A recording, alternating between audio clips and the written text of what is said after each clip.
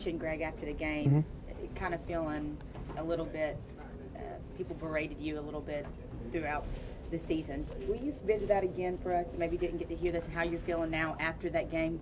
Well, I think a lot of it's emotions. I think, sometimes as a quarterback, you receive a lot of credit and you receive a lot of blame, and sometimes you feel like that's deserved, and sometimes you feel like that's undeserved. But it's not anything that anyone can do anything about. It's the nature of the position. It's the nature of the school. It's just the way things are, and it's something that you got to make peace with. And I think after the game, I had some emotions as far as well, here, take that almost. But it wasn't so much of that. It was just so happy to get a victory against the top 10 team, and obviously taking sole control of the West. Is really a good feeling. So.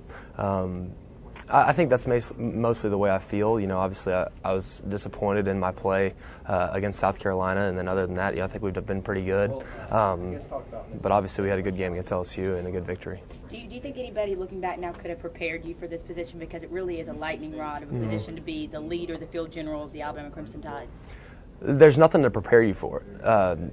You can watch people go through it. You can see John Parker, and John Parker went through all kinds of criticism and a lot of credit and a lot of blame and all kinds of things that I was able to witness him and watch how he controlled it and really. But when you're in the situation, you're in the spotlight. It's just so much different.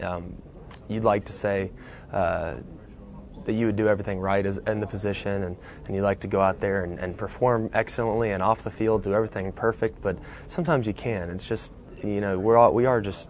I'm 21 years old, and sometimes I get caught up in the moment a little bit. So you just got to take a step back and realize what you are going through, and the fact that so much of the state revolves around Alabama football, and sometimes that can be a negative, and sometimes that can be a positive. But in most cases, it's a positive, because we are having a great season, and obviously we got 3 more games to play, and then the SEC championship. So.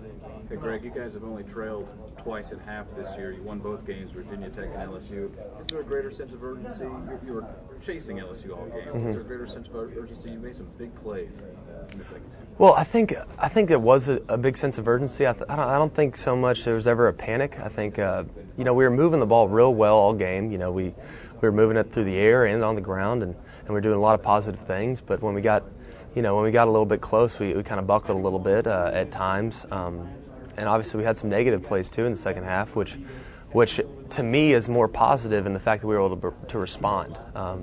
Obviously, a safety. I mean, how many teams? You look at the situation in 2007 against LSU. We have a sack deep in our area, and we fumble and they take the lead, and we never were able to respond. We obviously led at that point, but we did have a safety, and it was a 1-point game. They go right down and score after the safety, and you're kind of like, shoot, what happened? Gosh, we came out on fire in the second half, and we just shot ourselves in the foot again. But it's not so much the positive plays and the big plays; it's the responding to their big plays. I think says the most about this team, and the fact that you look at our production in the fourth quarter. I think we're outscoring opponents 75-21 in the fourth quarter or something like that. That's remarkable, and it's a great improvement from where we were last year. Kind of extending on that, how much different is the mindset for you guys coming off a performance like you just had against LSU compared to maybe when you were headed into the bye week from a confidence standpoint? Well, I think it's huge for our confidence. I think now we're playing with the house's money, so to speak. We have great opponents coming up, and I think there's a lot of pressure off of us in the fact that we did clinch the West. Does that mean we're going to let up by any means? No. But I think so many guys heading into the bye week and things like that were so concerned and so infatuated with losing. What if we blow it? What if we blow it? And, that's obviously not the case anymore. Now it's time to buckle up. Prepare every week like we got nothing to lose, because we don't, and it's going to be more of a wide open, guns a-blazing type of situation for us.